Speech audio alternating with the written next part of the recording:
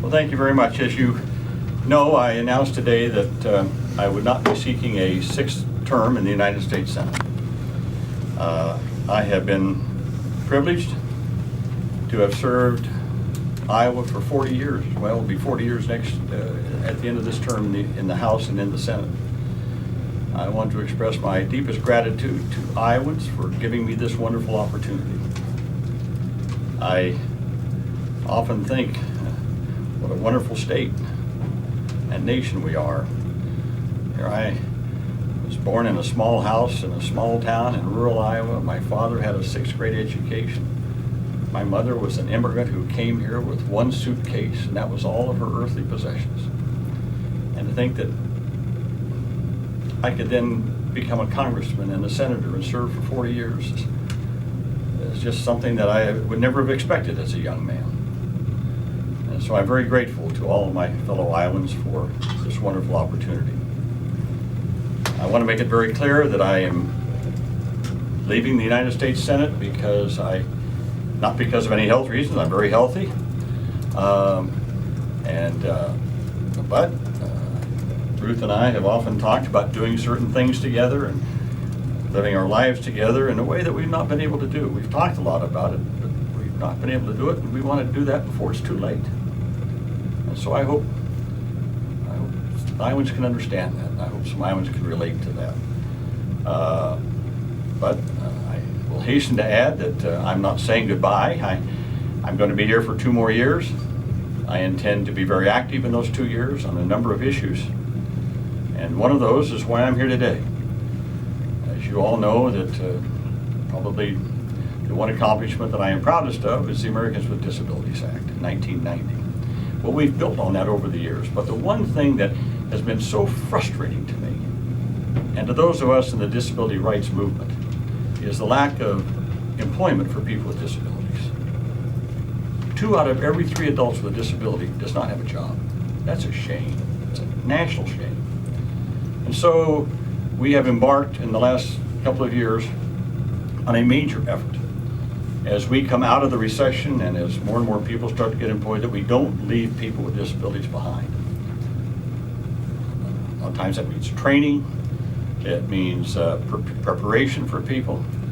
But what Project Search is doing here in Iowa, with the Iowa Health Foundation, with the Iowa Methodist Medical Center here, and now I understand they're expanding to other entities in Iowa, we now have new opportunities for people with disabilities to get good training, to then be able to seek and obtain full-time competitive employment.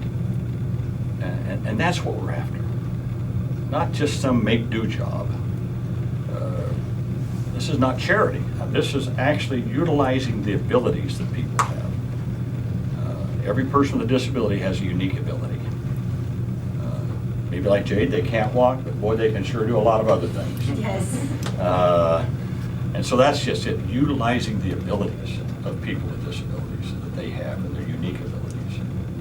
And so I wanted to be here today to underscore that this is one of my ongoing efforts, and I'm going to be continuing that in the next 2 years in the Senate and beyond to really make the promise of the Americans with Disabilities Act in terms of economic rights, independent living, full inclusion, really be meaningful by making sure that people with disabilities have jobs. And so I'm going to continue my work in that area. And I want to thank all the people at Project Search, Iowa Methodist Medical Center, Iowa Health.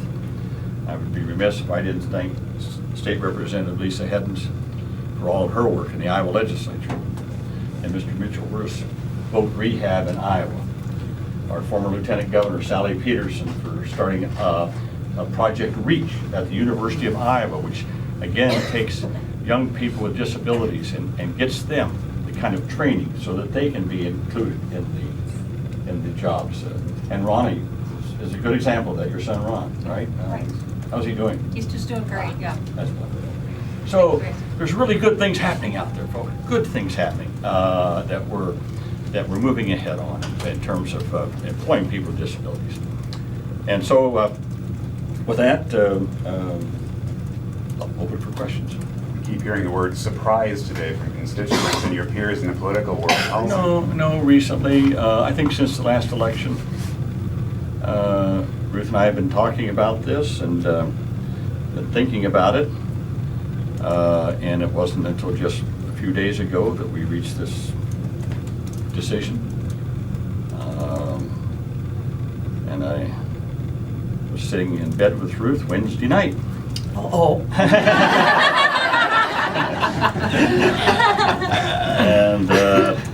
and the grandkids were all in bed and everything like that. And I said, well, we're going to go to Iowa this weekend. I think this is the time to do it. And Ruth said, let's get it over with and start the next chapter. So that's it. Obviously, I have mixed emotions about this. I mean, I have a lot of seniority. I'm 7th in the entire United States Senate. I'm 4th among 55 Democrats. I have a key position. I chair a very wonderful, powerful committee. I chair the 2nd largest appropriations committee. To tell you that it's easy to walk away from that kind of position and power, to tell you this, that would be a lie. I'm 73 years old. I'm in great health, so is Ruth, but I'll be 75 at the end of this term. I will have spent 40 years in the House and Senate. I just came, the second thing I came to is just, it's somebody else's turn. It's somebody else's turn. Again, I'm hopeful that the Democrats come up with a smart, savvy person who can organize a campaign and raise the money and win. Did you want to name someone who you think might fit that bill? And the name is, and the winner of this. No, I'm not going to do that. That's up to Democrats to decide.